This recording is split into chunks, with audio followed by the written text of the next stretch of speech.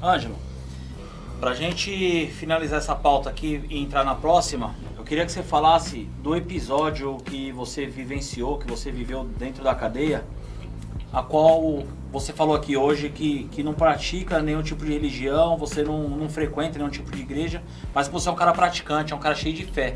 E a fé foi o que fez com que você estivesse aqui hoje. Queria que você relatasse sobre aquela passagem de Salmo que fez com que você estivesse aqui hoje. Salmo 142. Até no outro podcast o pessoal se equivocou e acabou colocando 42 porque a fala foi muito rápida, mas é Salmo 142. Sim. Que foi um momento que a minha família sofreu uma extorsão da polícia na rua. Descobriram onde minha família morava. E minha esposa veio me visitar no final de semana e eu já vi que ela estava diferente, né? Porque a visita lá em Avaré, no regime de isolamento RDD. São 13 presos aqui, 13 familiares lá na frente e tem uma tela que só passava o dedinho, assim. E aí quando ela entrou no corredor, já percebi a fisionomia dela diferente. Abatida. Abatida. Aí quando ela sentou, eu falei, o que foi? Você tinha assumido alguma coisa com a minha família, assim, né? Doença e tal. Daí ela falou, não, a polícia foi lá em casa. Eu falei, mas fazer o que lá?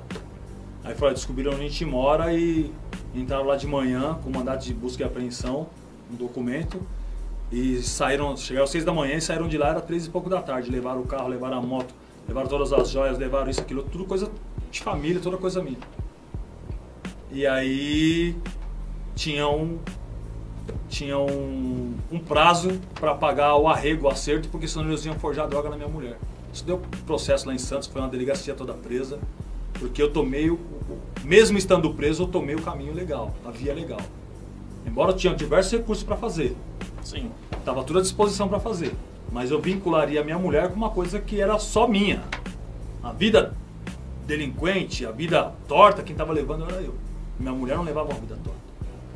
Então eu poderia ter feito qualquer tipo de ação. Mas se eu não pensasse, eu tinha vinculado ela com as coisas erradas. Que era, por exemplo, então vai lá, marca com os caras lá, vai lá e resolve. Vou pôr os caras para ir lá e resolver. Vou pedir favor.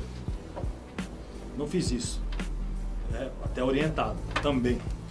Eu fui e acionei a corregedoria mesmo estando preso, preservaram o meu direito nesse momento. O diretor do presídio preservou, porque foi uma queixa-crime contra agente público e eu expliquei para ele que eu era, independente de estar preso, eu sou a coluna de sustentação da minha família, que eu sou casado, tenho esposa, família. E o diretor percebeu o mínimo de conhecimento jurídico que eu tinha e me deu o direito de exercer o meu direito. E aí a corregedoria prendeu os caras, né? Depois rolou um processo um tempão. Só que depois de ter passado por todo esse sufoco, esse sabor, eu fui pra cela e o diabo começou a me tentar. E realmente o diabo falou uma verdade até então, né? Que eu era o único problemático, essa era a verdade dentro da minha família. Mas até então o diabo começou a me convencer que eu era o câncer da minha família. Que eu era a coisa que ia acabar com a minha família. Se mata. E ele começou a tentar, e eu estava numa cela de isolamento de você abrir os braços, encosta a mão na parede, 5 passos para lá assim, e mais nada, né? Regime de RDD.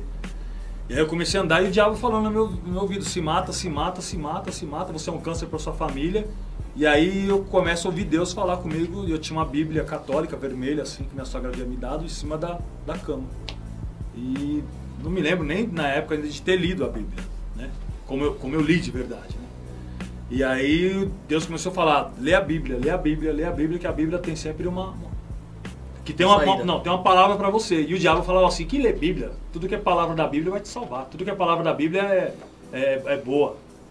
E aí fiquei naquela briga com o diabo e com Deus ali falando, e eu dei um tapa na Bíblia assim, peguei e abri. Aí quando eu abri, saiu o Salmo 142. E ele narra exatamente o que estava acontecendo comigo naquele momento, num lugar isolado, onde não havia ninguém que se importasse comigo, que o inimigo era muito mais forte do que eu, realmente era, porque era inimigo espiritual, não tem força maior do que a força espiritual, tanto para destruir quanto para salvar. E eu li, na hora que eu comecei a ler aquele salmo, eu comecei a chorar e senti como se tivesse saído um líquido do meu corpo, assim, eu senti alguma coisa fazer assim e saiu pelos pés. E aí me deu uma euforia, eu comecei a chorar de alegria, já não era de tristeza, e comecei a devorar a Bíblia. Comecei a devorar a Bíblia e nisso eu achei um amigo dentro da cela, que foi Jesus que enviou. Sempre esteve comigo e estava ali naquele momento comigo e eu comecei a ler e eu tomava na época, 4 tripidanol. O que é tripidanol? Que é psicotrópico lá para poder acalmar. Lembro, se não me engano, o nome era esse, Tripidanol. E porque eu tinha muito pesadelo, né? Na hora eu estava perseguindo alguém, a hora eu era perseguido e lembrava de muitas coisas que eu vi na prisão, na polícia, coisas horríveis, né? Morte e tal. Então eu acordava várias vezes com pesadelo e dando desespero, dando vontade de me matar.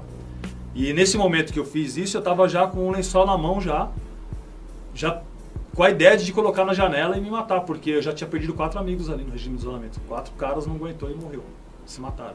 Então o índice de suicídio no regime de isolamento, no anexo da RDD, ele é grande.